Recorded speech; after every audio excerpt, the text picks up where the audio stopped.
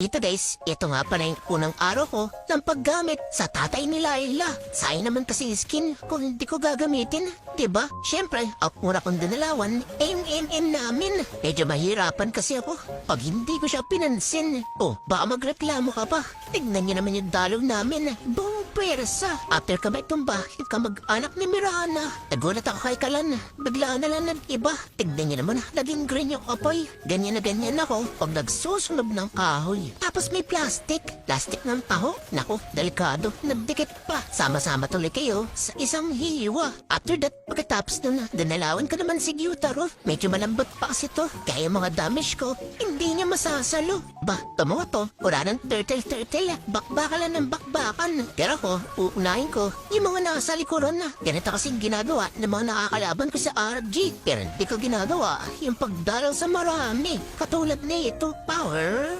Oh, dito guys, ginamit ko nga pala itong EP strategy. Ito yung tatime mo yung mga enemy. At pag nakahanap ka ng tempo, atiin mo, malagojo. Aba break, aba gojo. Sayang nakatakas pa. Dito guys, umikot na naman ako sa likuran. Hanapin ko lang yung medyo kalambutan. Buti na nga lang, hindi nila ako napansin. Sayang nga lang, di ko sila kayang ubusin. Grabe, sobrang kunot neto. Pala rin dyan. Dito guys, kakatapos ko lang mag-push sa baba. Habang yung mga kampi ko, nagbabrawl din sa gitna. Boom! Nawala. Grabe namang hero to. Sobrang OP. Wala pang 10 minuto. Yung score ko, magiging 20. Oops! Bawal tumulong. Tigilan mo ko. Ayaw mong gumulong. Kaya ko ba to? Kaya ko ba to? Hindi. U-turn muna tayo sandali. Siyempre, yung malalambot, laging nasa likuran na. Skill yan ang skill. Wala nang ginawa yan. Ipis. Sige, subukan niyo lumapit dito. Ihiwalay talaga yung liid nyo. Timing. Ala na. Nag-chepush. Ayun na. Ambush. After namin may tumba si Kalan, itong namin, mayroong tinamaan. Sabog.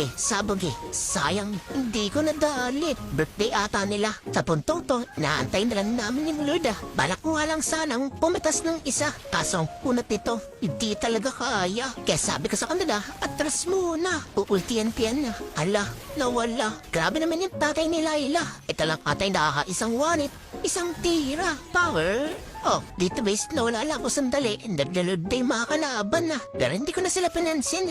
Nakaisip ako ng paraan. Sige, sa inyo na yung Lord. Ang gusto ko, panalo. At hindi kayo nakabalik. Ayun, talo. Sige, huwag kayong bumalik. Babasagin ka talaga to. May minion pa naman sa taas. Ay, istorbo. Pero teka, saan ka pupunta, Florin? Walang kit-kit dito. Luhod. Naku, pasensya ka na, Florin. At sa wakas, makakapagod na rin ako nang walang nang gugulo. Kaso maya-maya, meron na namang istorbo. Buti na nga lang, kalkulado ko yung aking bawas. 2,580. Walang kakupas-kupas. Pasensya na kayo, hindi nyo ako maaagawan. Marami lang kayo. Pero hindi ko kayo aatrasan. Wait lang, tutulungan ko kayo. Naghahanap lang ako ng tamang kempo. Ngulit ka, balbon. Ayok sa'yo, napakakulat mo. Bahala ka dyan. Dito tayo sa medyo kalambutan. Buti na lang, hindi niya ako nakita. Nakatikim tuloy siya ng multiple hiwa. Nako, tapos na to. Leave it to me. Di ko na pahabutin to. Nang late, G. Arangan nyo. Umarang ka pa. Tumabi-tabi ka dyan. Ililak tower ko na. Aba, di nakinig sa aking sinabi. Tapos na to. Wala ka ng kakampi. At ayun na. Lakbay pusa. Bigla taliyok nawala.